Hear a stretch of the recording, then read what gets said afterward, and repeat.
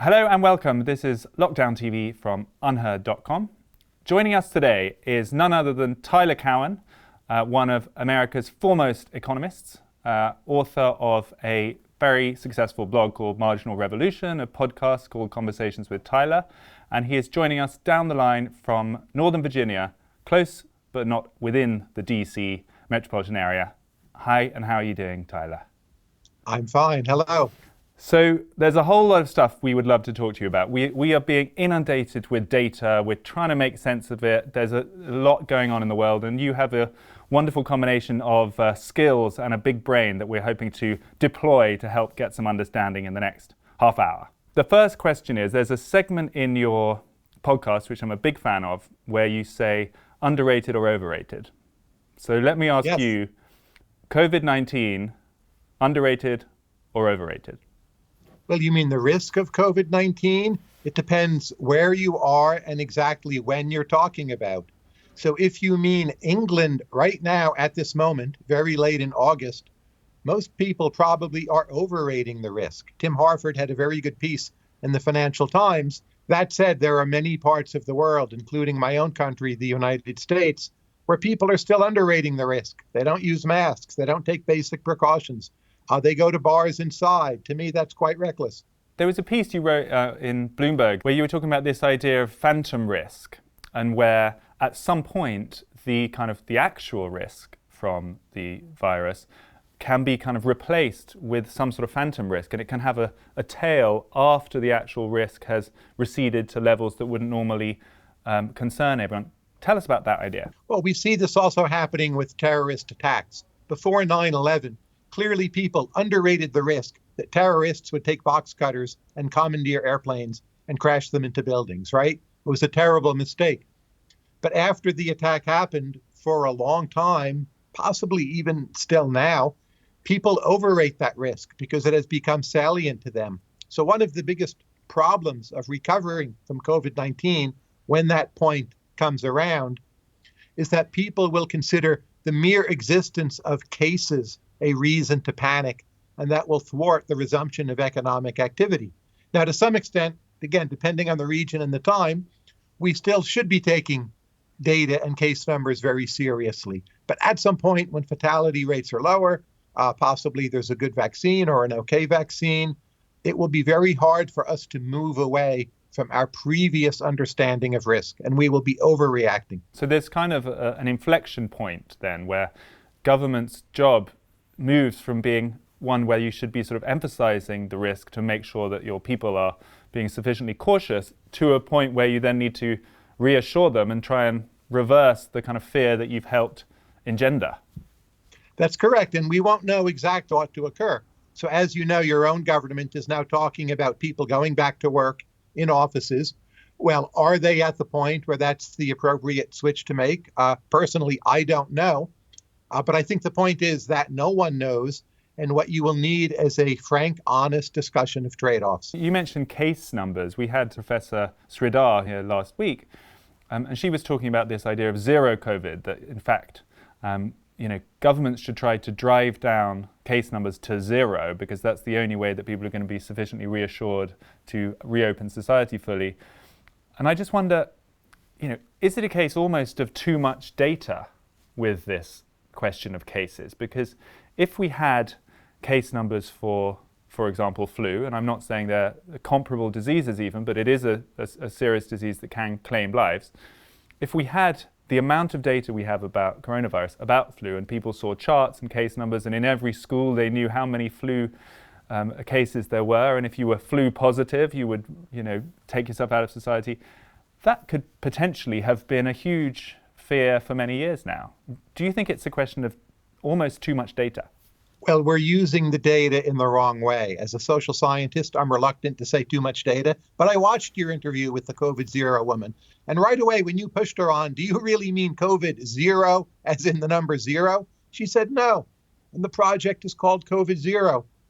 So titles of projects in pandemics, really should not be there for reasons of marketing. They should be telling people the truth and in some way instructing them.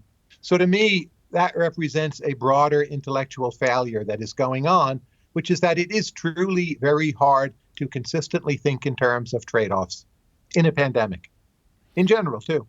Are there governments that you look at and think they're getting this right? I mean, which countries do you think right now we should be looking to as a model? Well, clearly there were some governments that got it right, but they're no longer models. They acted so early, so well, that they have it under control. Taiwan, New Zealand, you know the whole list. But we can't just now copy them and wake up and say, we're going to keep this from entering our country at all. So I think right now we're entering a period of high uncertainty as to what is exactly the best thing to do. But it seems to me the one front that really has enormous potential for success is biomedical research. Those institutions work fairly well. And I would like to see my government and also yours do everything possible to accelerate that work, and in particular be ready on the side of distribution and have prepaid contracts up front with biomedical institutions doing the work that will save lives and make it safe for business to reopen. And it seems to me that is the thing we're doing that is working. So that's a kind of practical step, which I think most people would sign up to. Do you feel like on the kind of harder to pin down cultural questions, that we talked about, this idea that fear can kind of actually really damage a society long term, do you think there's anything the government can do about that or should be trying to do? Or do you think it's now kind of out of government's hands and it will be up to consumers and voters to decide when they are comfortable to resume life? Well, there's a science of risk communications, as you know, and my government in particular has disregarded it. So I think top officials from the federal government should consistently wear masks, even if everyone around them is being tested all the time, just as a symbolic gesture. The way you get people to actually obey mandates is not to scold them. So the left wing in my country, I feel in some ways has been counterproductive. The way you get people to obey mandates is first to be clear and to be non-threatening and non-panicky, and then to express your own vulnerability and present the mandate in the form of a request that you do not wish to be endangered in a gentle way, rather than scolding or lecturing. So the United States in particular has been a disaster at risk communications. President, governors, a lot of people running universities and schools, we've just gotten it completely wrong. And do you feel like some of those schools are not basically not communicating those trade-offs? They should be reassuring as well as emphasizing the risks. I mean, a lot of those schools have closed again, having reopened briefly, or they're saying that they're only going to partially open. Are you in favor of a more, a greater emphasis on the benefits of reopening those institutions, even if there is a residual risk? Here's what is happening. Individual institutions do not want COVID risk on their books, so to speak. They don't want to be associated with a cluster. So they will say, well, if we reopen, we'll have so many cases. But of course, you might have had those cases from the young people mingling anyway, say out there in bars. What we need is better data to understand the net risk. And I mean that word net very literally, the net marginal risk of reopening a college or university. I don't think we know that yet. I don't see many people working hard enough to figure it out. People are looking at the gross risk. Well, if we reopen, we'll have this test positivity rate of, say, 7% instead of 2%. That's relevant information, but it's not dispositive. It's information's wanting to pass along the COVID reputational risk somewhere else. So what about putting numbers and putting studies on the risk of not opening? Would you like to see that? Would that help to communicate the trade-off? You say, okay, well, this is the risk of opening. This is what we perceive to be the risks of not opening. Absolutely. I have on net nudged people in the direction of being more favorable toward opening. But again, I wish to stress the context-dependent nature of the decision, especially in my country. It really depends where you're at and what are your institutional capabilities, what kind of testing you can do, many other questions. But it seems to me that opening is somewhat underrated in the United States right now. Part of the reason for that must be politics. The conventions are over, we are now into the general election campaign in the US. The next 2 months is going to be nothing else. How much do you feel that the kind of political heat has negatively impacted decision-making around this pandemic? And do you think that after November 3rd, no matter who wins, or maybe depending on who wins, there is a chance of a cooler heads and a more of a kind of rational approach to this? I'm not sure we'll see cooler heads. We may see a flipping of positions. But I would say, as a general rule, if you see a discussion of COVID-19 or a tweet about COVID-19, and it's somehow tying the issue to President Trump, the odds are the expected value of that information is negative. I would say this as someone who is not a supporter of the president. I think quite possibly he's the worst president in my lifetime. But people confuse opposition with Trump to stances on COVID. And the overwhelming desire now is simply to attack Trump. So we've had many failures in my country, say from the CDC or the FDA early on in the pandemic season. And we're now trying to rewrite history as if all of those are failures of President Trump, who has been politicizing the agencies. Well, that's a valid complaint. But the early failures, say, on the testing front, were not due to President Trump. They were intra-agency failures. And again, you're seeing this revisionist view. Everything must be done to make Trump look bad. And one thing where we failed to discuss early enough was the possibility of semi-herd immunity. And because Trump said, well, at some point this will go away, that became something unacceptable for the intelligentsia to talk about. Now, I'm not convinced on herd immunity, but I certainly understand there's a reasonable chance it could be the case right now in some regions. Right. And I mean, we saw that in the UK as well, because herd immunity became associated with Dominic Cummings and Boris Johnson in the early part. And it became this kind of word that no public official would ever utter because it was political kind of dynamite. But it is actually a biological phenomenon that has been talked about for decades.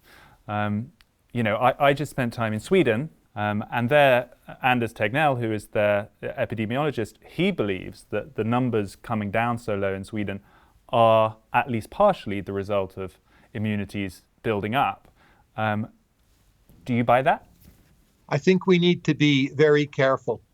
So possibly a few regions have some kind of herd immunity. That would include southern England, many parts of Sweden, possibly Madrid, possibly Lombardy, possibly New York City. I call it semi-herd immunity or imperfect herd immunity because we don't know how permanent it will be. So one micro foundations for herd immunity is that you have these super spreaders, and once they are taken care of, they have an immune response or they're somehow removed from the system. Some of them even may die. One possibility is then you're simply pretty safe ongoing. But another possibility is that the potential super spreaders rotate over time. And as winter comes, as your social configurations change, as offices reopen, in essence, new individuals step into those super spreader roles, and your temporary herd immunity configuration is gone. Now, I think we don't know. Again, I want more data. I want there to be a kind of social and scientific obsession with answering that question. I know it's not easy. So I'm not sure about herd immunity, but I do feel in the United States in particular, it has been under-discussed for a long time for political reasons. And say the New York Times only in August starts to seriously consider different notions of herd immunity. But as you said, it's a very well-known scientific concept. We did not have many people, serious people, telling us, say, in March, well, we're not at all sure about herd immunity, but, there's a 20 or 30% chance this could happen, and this should enter our calculations. Public health experts are too risk-averse to speak that way. So what you get from them is more of a status-conscious kind of calculation and not the actual expected value truth. Actually, you talked about labels for movements and phenomena. Herd immunity is an unfortunate label because it sounds like you're treating people like cattle or sheep. Yeah. In Sweden, they've started calling it collective immunity, which sounds kind of more virtuous and like a kind of group collective action. But it may not be collective, right? So it's simply that some pockets have limited transmission to a fairly low level. And many things could change that, especially countries where many tourists come in. You could lose your semi-herd immunity through the arrival of tourism. I wouldn't say that's the biggest risk for Sweden, but certainly it's an issue. So I also worry about the people who have pushed herd immunity ideas. Some of them are responsible, but many of them do not talk probabilistically enough. And there's a kind of once and for allism, like when Michael Levitt will just say on Twitter, it's over, like 2-word sentence. Nassim Taleb's critique of Levitt that he won't think probabilistically is essentially correct. And it's irresponsible when people push the herd immunity idea without also putting forward its possible limitations.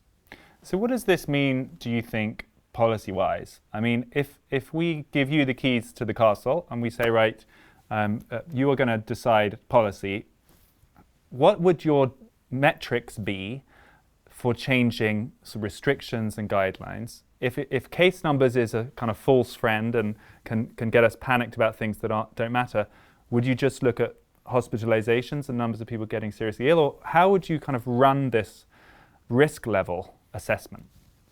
Well, which castle is it again that I'm ruling all of a sudden? For starters, let's give you the United States, since you're just some miles from DC there. I would vastly improve risk communications at all levels of government. I would do everything possible to encourage mask wearing, recognizing that pure coercion is not always the most effective way to do that. I would invest radically enormous sums of money on a super short time frame to collect better data on how COVID-19 is spread, better data on immunity, look into theories of herd immunity, safety of ventilation systems, how offices work, how super spreading might work, and on a super short, hyper-accelerated timeline, learn much more about those issues. I would continue with Operation Warp Speed on the vaccine front, which I think so far has done remarkably well. Mm-hmm. We now have new procedures in place where approval of new tests is actually coming quite quickly. I'm very happy about that, but that's only very recent. And more long-term, I would look into how to make the CDC a better functioning operation in terms of actually doing things. I don't feel I know from my current distance how to do that, but that's a medium-term priority, though it's not something you can accomplish in the super short run. So those would be some of the things I would do.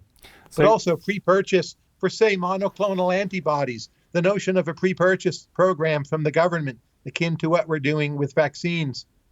Very likely I would do that as well. Okay, so since we've got this, the fantasy of President Cowen for a moment, you are an economist. No, not president. You had me ruling the castle. You were keys to the castle. Do any of those okay, things. Fine. Yeah, the supreme overlord. What about the economic front? Because you are an economist, and clearly we are entering uncharted waters economically. I mean, we hadn't had reductions in GDP levels like this ever. What would you do that neither Steve Mnuchin in the US or Rishi Sunak in the UK have so far done? I think in the United States, the overall macro policy response has been actually pretty okay, all things considered, given the time to formulate a response. In general, as an economist, I'm pretty skeptical of fiscal policy. Anyone who reads me will tell you that. But this is one of those rare cases where a huge dose of fiscal policy is appropriate. We did it. Of course, it was highly imperfect. Our biggest mistake was probably not getting enough into very small businesses, but that's intrinsically harder to do, right? Easier to help out a large business.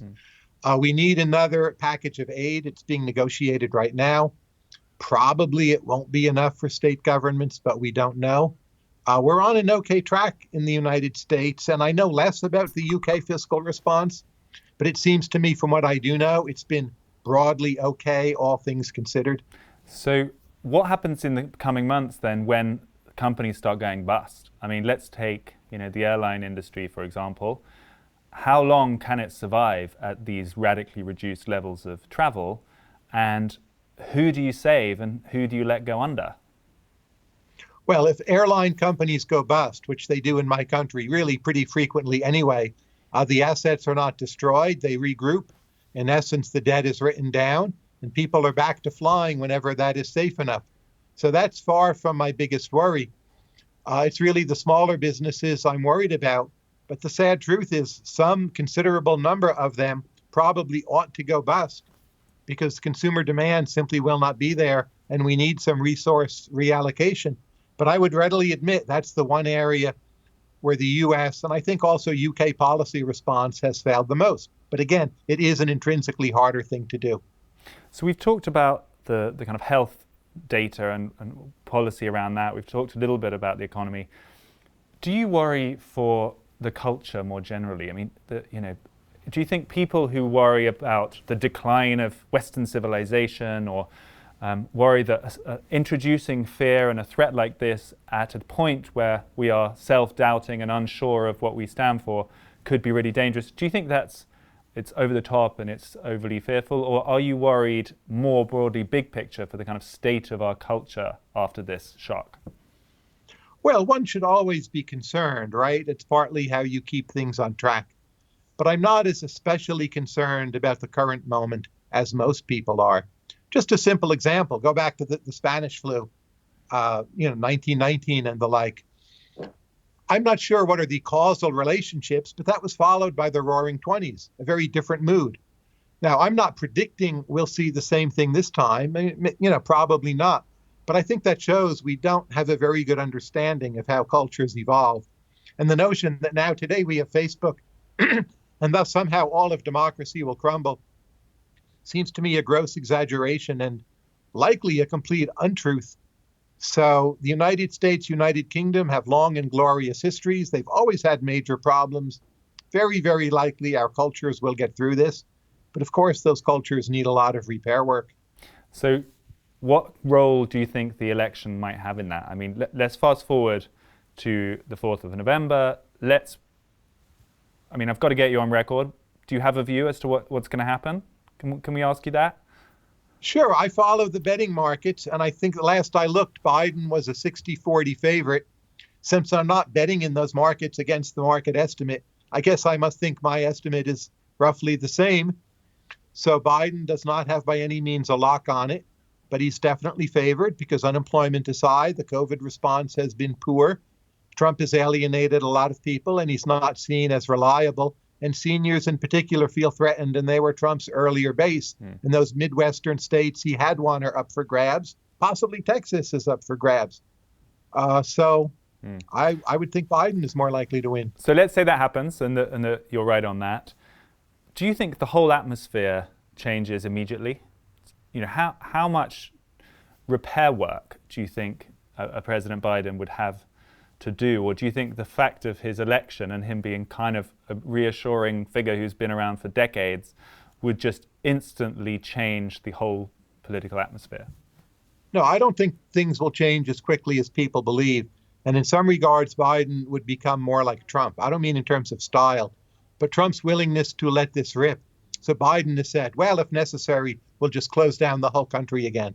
I know he said that. I understand why he said that. I'm quite sure he doesn't mean it. He doesn't even have the authority to do it. And if you look at the responses of Democratic governors, many to the left of Joe Biden, or for that matter, university presidents, you don't find them acting the way Biden has said he would act. In some regards, they've been more like Trump. Again, not stylistically, but Americans do not want their businesses closed. You may or may not think that is prudent, but the response we've had for long enough and in enough places. You can't just say it's one very bad president. It is to some extent what Americans have chosen. Maybe that there's a cultural sickness to that. That deserves honest discussion. But I think one also has to be honest, not to just blame it all on a small number of individuals. So overall, do you feel pessimistic, or would you say you feel optimistic about, I guess we have to say, compared to everybody else? Do you think optimism is underrated at this moment? Well, relative to Twitter, I'm certainly optimistic. But relative to actual living, breathing, walking American human beings, I'm probably right at about the consensus. So that's where I would put myself. Keep in mind, media, of course, push negative narratives on net, right? So you need to make your own calculations to adjust for that. Final question for you, Tyler, before we let you get on with your day. So you're known for this philosophy of state capacity libertarianism. Yes. It's intriguing, and I just wanted you to explain what it means for us. In this context, we need a government that, in terms of public policy, mostly is devoted to supporting capitalism, not destroying capitalism, not redistributing all the wealth, not bringing in socialism. But that said, one of the best ways to support capitalism is that your government can actually provide the important public goods. It starts with national defense, law and order, also protection against pandemics, which we had neglected because we hadn't had major pandemics other than HIV/AIDS for a long time, and that one we performed poorly on. So now is an instance where you really need a government that can get some particular things done and produce the right public goods, or you will end up with much less liberty, much less capitalism, high rate of business failures, everything we're seeing right now. So that's state capacity libertarianism. It's like a capitalism, yes, but you do need your government to have its act together. Which of the two candidates do you think is closer to state capacity libertarianism? Well, certainly not Donald Trump, but Biden, I don't know, he's a cipher to me. I mean, I remember seeing Biden on TV, the Watergate hearings. I think I was maybe 11 years old, and now he might be president. It's just very hard for me to process. Yeah. Maybe he's just some embodiment of the professional politician in a way that has to be modeled, and maybe that modeling is more important than whatever you're trying to project onto Joseph Biden himself. I don't know. I would say the problems in America are very often systemic and rooted in the citizenry and maybe less based in the personalities of particular leaders than you might think. And when I wrote about state capacity libertarianism, I made the term up, I wouldn't quite say as a joke, but I thought, well, what's a term I could come up with that would be so apparently self-contradictory and so cumbersome that no one will ever use, because I don't really believe in the terms. I would say be data-driven, try to be as epistemologically honest as you can, always be asking questions, don't get too set in your beliefs, take in as much quality information as you can. And at the end of the day, yes, kind of figure out where you've ended up, but don't obsess over the labels. It's going to make you a worse decision maker. Great advice. Tyler Cowen, that's what we're trying to do here, and thank you for helping us do that today. My pleasure. Thank you. That was Professor Tyler Cowen, Professor of Economics at George Mason University in Virginia, telling us to set aside our labels and political biases and try to follow the data and the numbers and come up with rational policies. So that sounds quite sensible to me. Thanks to him, and thanks for watching. This was Lockdown TV.